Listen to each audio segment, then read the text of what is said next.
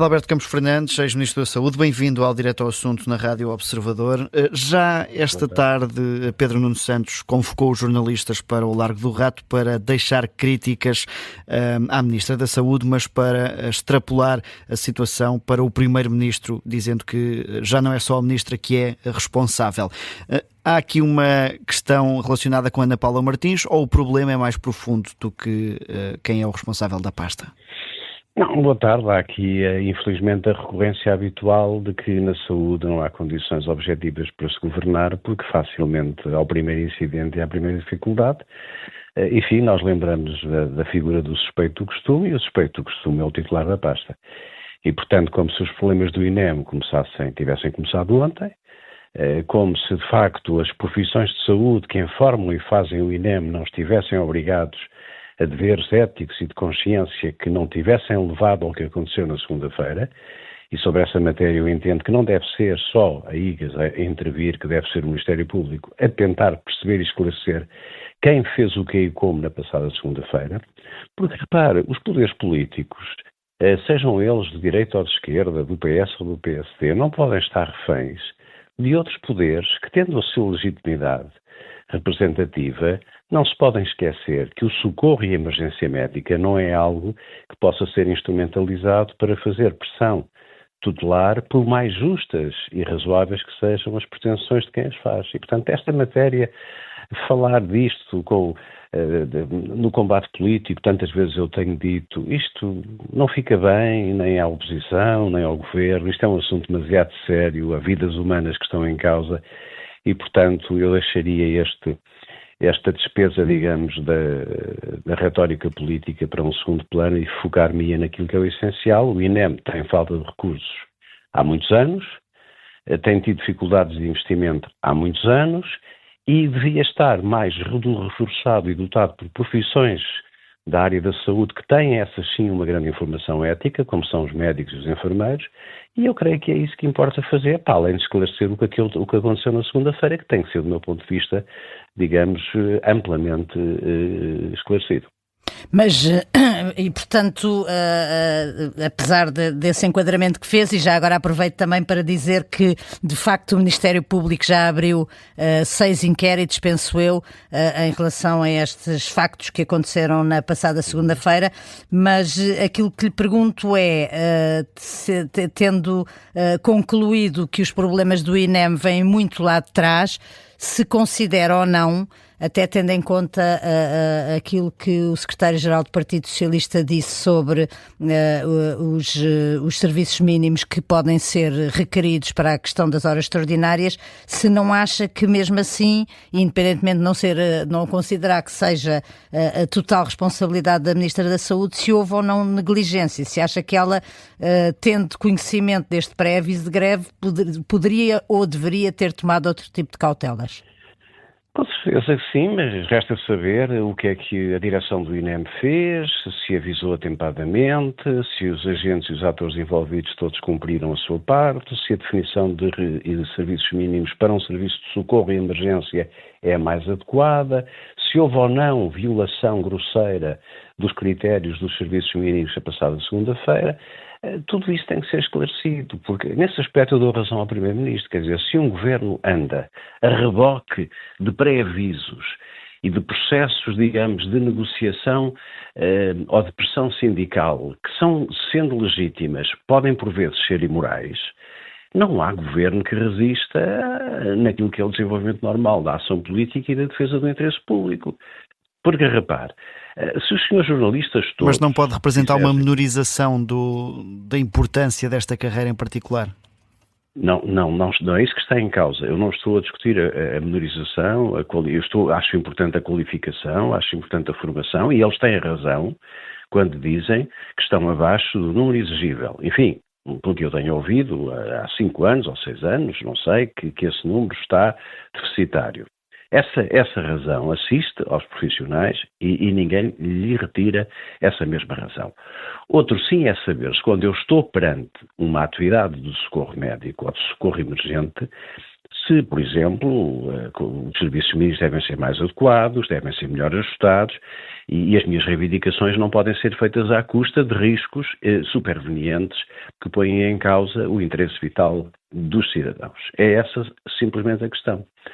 Agora, eu ia lhe dizer que valia a pena fazer um exercício que é, enfim, nos últimos 10 anos, até para apanhar uma amplitude grande de ministros e de governos, ver qual tem sido o histórico destas situações do INEM e das crises no INEM. O INEM precisa de uma profunda refundação, que não vai lá apenas com mais recursos, com certeza que sim, com mais ambulâncias, com mais equipamentos, mas precisa de um modelo de governação. Já não está adequado à realidade dos dias de hoje, é isso? Não está. O INEM é talvez o Instituto ao Serviço Público de maior relevância que existe no sistema de saúde em Portugal e nos outros países. E, portanto, tem que ser gerido em conformidade. Se, de facto, o Governo podia ter ido mais longe ou mais rápido, com certeza que sim, não conheço os detalhes, ouvi as declarações do Presidente do INEM há pouco, isso tem que ser apurado do ponto de vista político.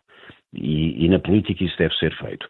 Agora, sobre o INEM também, deixe-me que lhe diga, eu não fico confortável com a utilização do INEM como arma de arremesso, digamos, de baixo preço.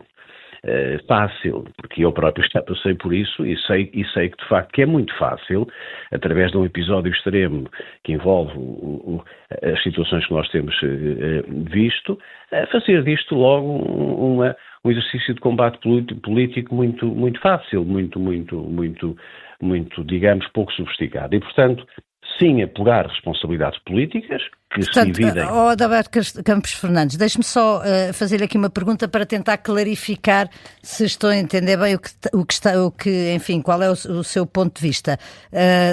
Do seu ponto de vista, não é justificável que uma greve possa provocar os incidentes que aconteceram na segunda-feira, é isso? Eu, enquanto cidadão, gostaria de saber o que se passou exatamente nos seus devidos detalhes durante o dia de segunda-feira. Qual foi o grau de cumprimento dos serviços mínimos? Em que medida os serviços mínimos se mostraram insuficientes ou não para a resposta ao socorro? E em que medida essa falha pôs ou não em causa a vida de pessoas?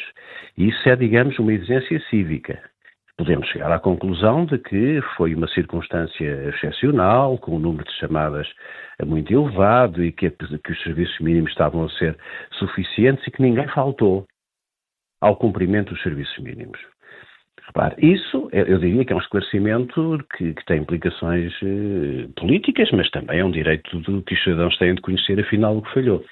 Quanto ao resto, claro que rapidamente repor os 800 profissionais que, ao que eu ouvi, estão em falta não é de ontem, não é da semana passada, estão em falta há 5, 6 anos, repor o efetivo, repor os equipamentos, mas, insisto, repensar o modelo de governance, o modelo de governação, porque o INEM, como eu dizia há pouco, se houver um trabalho jornalístico de reconstrução daquilo que é a relação do INEM com episódios noticiosos e opinião pública, nós temos um livro com centenas de páginas, não é? Deixa-me só perguntar aqui até no contexto mais abstrato, que é se a ministra Ana Paula Martins, também pelas dificuldades nos serviços de urgência, não só no INEM, tem as condições políticas necessárias para desempenhar a função, porque neste momento está só já a responder problemas e entraves que têm existido. Mas quem tem que aferir se a ministra tem condições políticas ou não é o primeiro-ministro. E eu, sinceramente, enquanto cidadão, acho que a resolução dos problemas não passa pela trituração de ministros, porque a professora Ana Paula Martins, do meu ponto de vista, tem as qualificações técnicas e profissionais e até políticas para desempenhar o lugar. Terá que ser o primeiro-ministro a julgar, se entende que ela tem ou não condições para continuar. Mas há aqui um risco, que é um risco, digamos, de natureza mais geral, que é o risco do sistema estar organizado a partir de bolsas e, digamos, e de grupos de pressão e de interesses, que sendo legítimos não deixam de ser grupos de interesses, que desde a primeira hora em que o ministro toma posse, o que procura naturalmente é criar estabilidade política e evitar que as medidas se concluam, se concretizem e que o julgamento político seja feito no final de uma legislatura. Eu pergunto-lhe, desde praticamente a fundação da democracia, eu diria que apenas 3 ministros da Saúde cumpriram o mandato inteiro. Isto significa que todos os outros eram incapazes, incompetentes, que não estavam habilitados, não estavam habilitados a responder às necessidades do país. Não, de facto é um setor muito difícil, onde é muito fácil, muitas vezes com a exploração mediática pouco fundamentada e muitas vezes pouco estudada, de pôr em causa e de criar instabilidade política. Eu, como lhe digo, nem eu, nem nenhum de nós faz a posição desse tipo. É o Primeiro-Ministro que entenderá se tem ou não tem condições e ela própria. Mas não parece que, efetivamente, sobretudo à beira do inverno, e assim esta Ministra e este Governo têm uma prova de fogo verdadeiro. Porque no verão poder-se-ia dizer, bem, o Governo chegou há pouco tempo, ainda estava a gerir as consequências do Governo anterior, ou as medidas, poder-se-á dizer isso. Agora temos o inverno pela frente. Acho que é absolutamente irrazoável estar a fazer uma alteração política nesta altura, mas enfim, como lhe digo, isso é uma opção de quem lidera o Governo, que é o Primeiro-Ministro, e penso que a nenhum de nós cabe a fazer apreciações sobre essa matéria. Há aqui um risco de alarme social causado por esta situação, porque temos, lá está, não só a falta de capacidade de resposta do INEM, associado também aos constrangimentos e dificuldades que ouvimos semanalmente com os serviços de urgências.